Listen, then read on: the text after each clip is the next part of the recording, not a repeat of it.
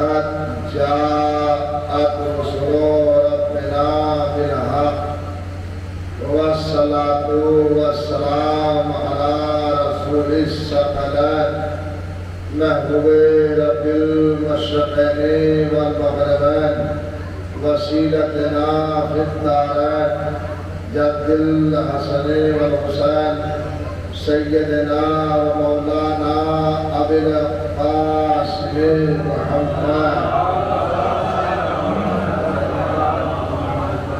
وعلى أهل بيته الطيبين الطاهرين المعصومين المفقودين ولعنة الله على أعدائهم أجمعين من الآن إلى قيام يوم الدين. أما بعد فقال سبحانه تبارك وتعالى وقوله الحق بسم الله الرحمن الرحيم أقم الصلاة لدلوك الشمس إلى غسق الليل وقرآن الفجر إن قرآن الفجر كان مشهودا ومن الليل فتهجد به نافلة لك عسى أن يبعثك ربك مقاما محمودا.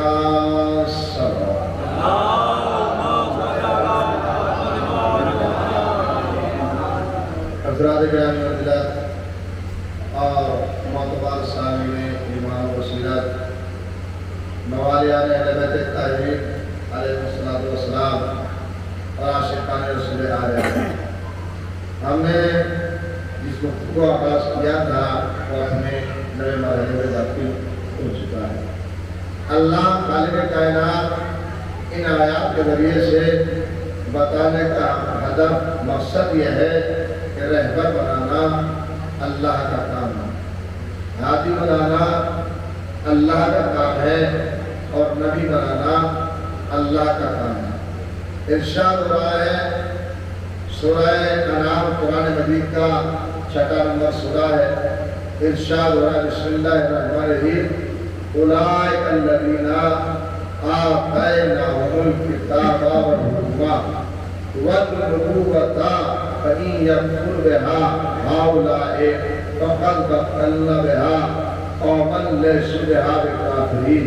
اللہ نے فرمایا یہی وہ افراد ہیں جنہیں ہم نے کتاب اور حکم اور نبوت دے کر بھیجا ہے.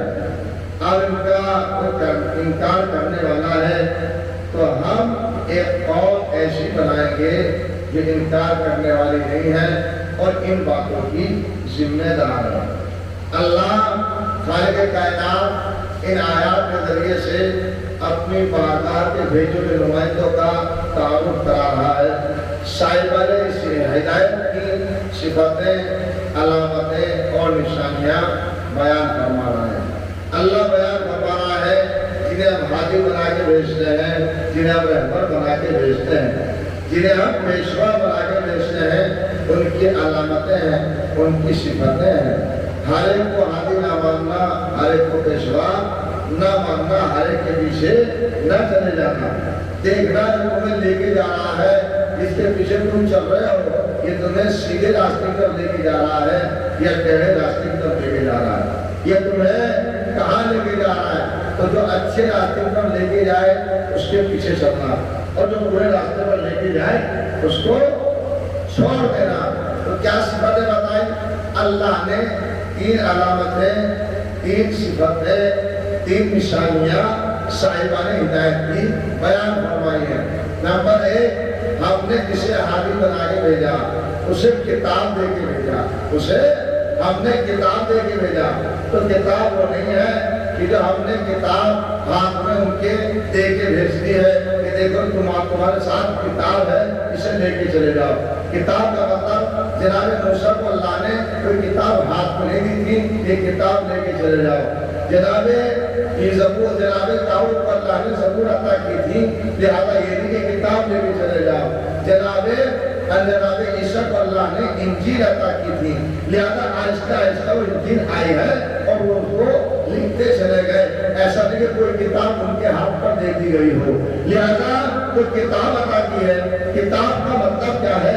کتاب کا ترجمہ کیا ہے، کتاب کے معنی کیا ہے کہ اللہ نے ہر نبی کو کتاب عطا کی، اللہ نے ہر نبی کو کتاب دے کے بھیجا ہے۔ کتاب کا مطلب کیا ہے، کتاب کے معنی کیا ہے، کتاب کے معنی کیا ہے جو اللہ نے اپنے ہر نبی کو دے کے بھیجا ہے۔ کہ کتاب کا مطلب ہے معیار علم، کتاب کا مطلب ہے علامت علم، کتاب کا مطلب ہے اشارہ علم، کتاب کا مطلب ہے خزانہ علم، کتاب کا مطلب ہے سفینہ علم، کتاب کا مطلب ہے خزینہ علم، کتاب کا مطلب ہے علامت علم، کتاب کا مطلب ہے صداقت علم، کتاب کا مطلب ہے منصب علم، کتاب کا مطلب ہے عہدہ علم، کتاب کا مطلب ہے وقار علم، کتاب کا مطلب ہے علامت علم۔ یعنی اللہ نے بتا دیا ہم نے اپنے نبی کو کتاب دے کے بھیجا، دوسرے کیا دے کے بھیجا؟ حکم۔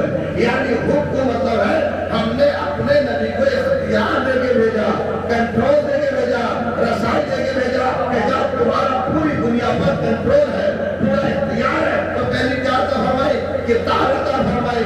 پہلے کتاب لو، پھر صاحب اختیار بنایا، جب اللہ نے نبی بنایا، جب اللہ نے نبوت دی تو پہلے علم دیا، اختیار دیا، پھر نبوت دی۔ یعنی اللہ نے اختیار اور نبوت دینے کا بتا دیا تاکہ زمانہ زمن میں ہم کسی جاہل اور مجبور کو نبی نہیں بناتے، اسے نبی بناتے جو صاحب اختیار بھی ہو، صاحب علم بھی ہو۔ سلام دیجیے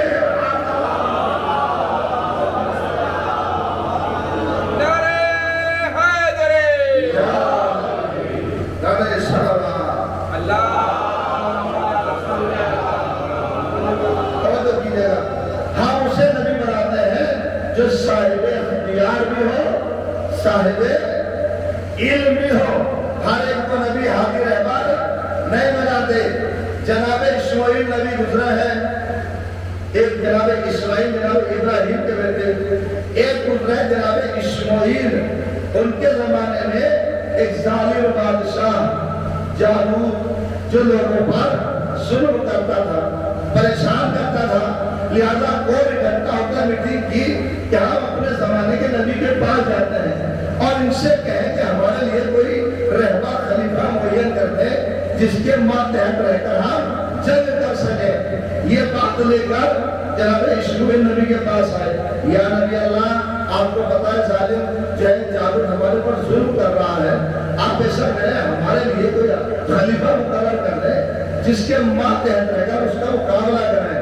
نبی نے کہا دیکھو خلیفہ بنانا میرا کام نہیں ہے، خلیفہ بنانا اللہ کا کام ہے، بناتا خدا ہے، دکھاتا مصطفیٰ ہے، لہذا میرا بنانا خلیفہ بنانا کام نہیں ہے، بنا دیجیے اپنا خلیفہ۔ نہیں، نبیوں کو حق نہیں ہے کہ اپنا خلیفہ خود بنا لے۔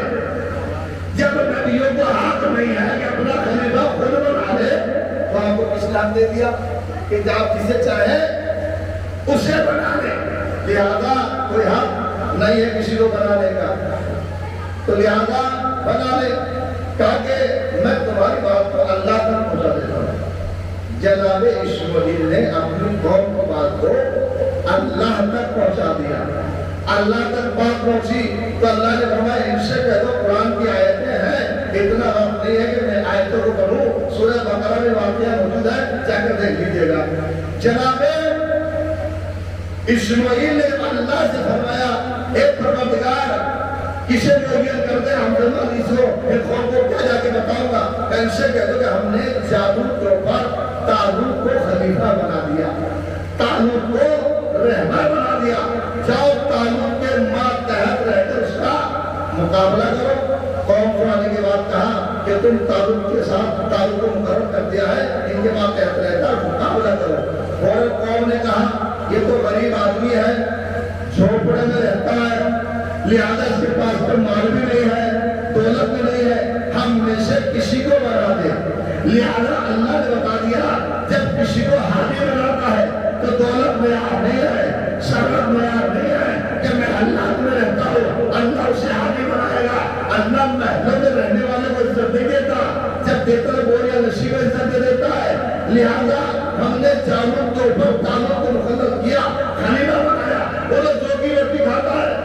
وہ تو جھوپڑے میں رہتا ہے، ہم میں سے کسی کو بنا دے۔ یہ آیت اس لیے تاکہ ہمارا نام پیش ہوگا، ہمارے پاس دولت ہے، ہمارے پاس ثروت ہے، ہمارے پاس مال ہے، خبردار مال کو لے کر جھکنا نہیں کسی کے سامنے، اس لیے کہ مال عزت جو آتی ہے جب چلی جاتی ہے پلٹ کر نہیں آتی۔ مال دولت ثروت چلی جاتی ہے آ جاتی ہے، مگر عزت جب ایک دفعہ چلی جاتی ہے واپس پلٹ کر نہیں آتی۔ خبردار دولت کے سامنے نہ جھکنا، ثروت کے سامنے نہ جھکنا۔ تو کیا کرے، جو بھی روٹی کھاتا ہے اس کے پاس تو پیسے بھی نہیں ہے، یہ تو جھوپڑے میں رہتا ہے۔ اللہ نے فرمایا ہم یہ نہیں دیکھتے کس کے پاس مال ہے، کس کے پاس دولت ہے، ہم دو چیزیں دیکھتے ہیں۔ سورہ بقرہ دوسرا سورہ ہے، 247 نمبر آیت ہے۔ اللہ نے فرمایا ہم کتنی چیزیں دیکھتے ہیں؟ دو، کون کون؟ بسم اللہ الرحمن الرحیم، ان اللہ اصطفیٰ علیکم زادہ بسطۃ فی العلم والجسم۔ ہم جسے ہادی بناتے ہیں اس کے بعد دو چیزیں دیکھتے ہیں، ایک اپنے زمانے کا عالم ہو، اپنے زمانے کا بہادر ہو۔ دولت ثروت نہیں دیکھتا، اپنے زمانے کا عالم ہو، اپنے زمانے کا بہادر ہو۔ تو لہٰذا تو بہادر ہو اور عالم ہو، نہ دولت دیکھتا نہ ثروت دیکھتا۔ اب ثابت کون کرے کہ اللہ نے دو چیزیں دے کے بھیجا، علم دے کے بھیجا اور دولت علم دے کے بھیجا، وہ سارے اختیار بنا کے بھیجا۔ آخر میں تو دولت دیجیے گا، ثابت کون کرے؟ علم ہمارے پاس ہے، طاقت ہمارے پاس ہے۔ کیا آدم نے ثابت کیا؟ کیا نوح نے ثابت کیا؟ کیا ابراہیم نے ثابت کیا؟ کیا یحییٰ نے ثابت کیا؟ کیا عیسیٰ نے ثابت کیا؟ عیسیٰ تک کسی نبی نے ثابت کیا؟ کسی نے ثابت نہیں کیا۔